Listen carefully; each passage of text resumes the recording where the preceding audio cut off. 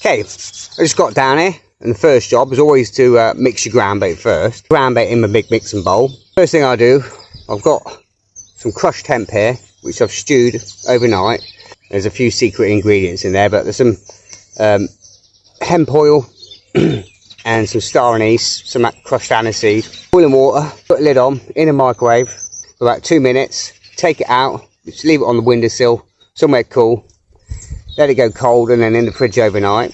And I kept all the water, again in there there's some hemp oil and some aniseed, and it's just the water out, some hemp and wheat. And what I'm going to do, and in here as well, I've got some molasses, mainly molasses in there, and some CSL liquid, which is yeah, don't leave the lid locked because it's active. There's some CSL liquid in there and a tiny little bit of wheat hydroxylate. So I'm going to get this stuff there, the molasses, got a fair good squeeze in there, nice and sweet. With my liquid. I'm going to add this to the ground bait first. What I want, obviously the ground bait's dry, and if I add it after, it's going to over wet it. So we'll get this into the ground bait and give it a good mix. So we're just going to pour this in, get it all in there, and I'll probably rinse this out to get all the oils out because it's really greasy. Nice big round bowl. I've got another bowl with me and a riddle, so I can riddle it all through. Just going to pour some lake water in here and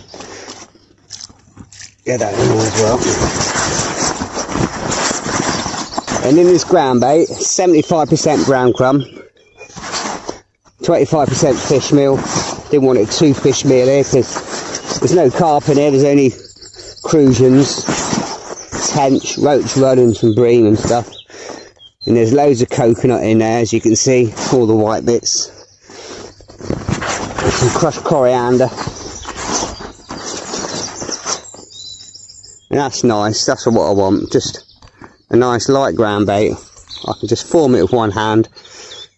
So I'm now going to give that a good half an hour, 45 minutes, while I'm setting up all my gear.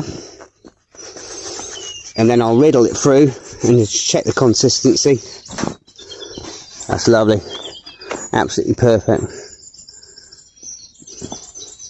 So it's just starting to dry out, but I don't want it over wetted.